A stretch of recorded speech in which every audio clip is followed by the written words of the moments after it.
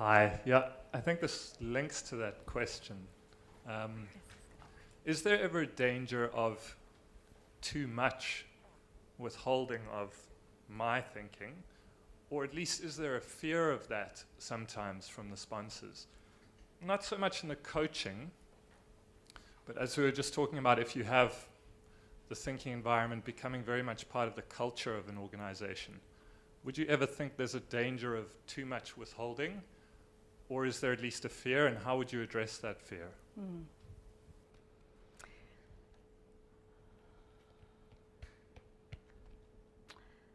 I don't think so.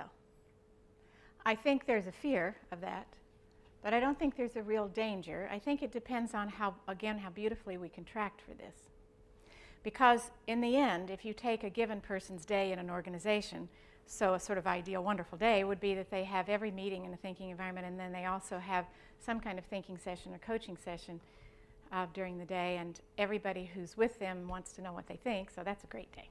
If that were that sort of day, there would be no issue, because there would be input in all sorts of fora in that day's structure. So I think if we agree to have discrete turns in which we're not interrupted, we are not agreeing by that never to have or receive input.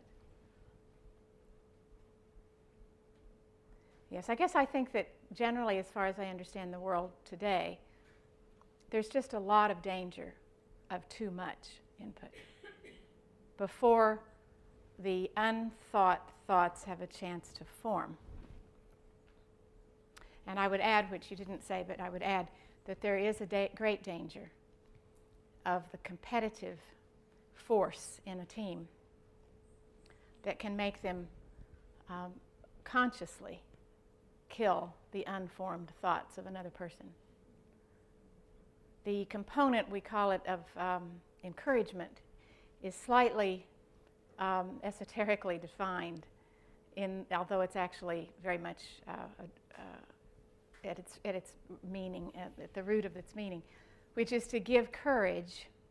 So it's different from rah-rah. It's just to give courage to go to the cutting edge to give courage to another person to go to the cutting edge of their thinking. Right out there where they don't know, right where they haven't asked the question, they haven't even formed quite an insight enough to know what the question is. To give the courage to go there. And the way we do it is to agree not to compete with each other as colleagues. Competition freezes people's minds. Now, I'm not going to comment on competition as an economic sort of basis of market work and share and so on. But I will say that if you take one team and you eliminate the competition among them, you will get better thinking.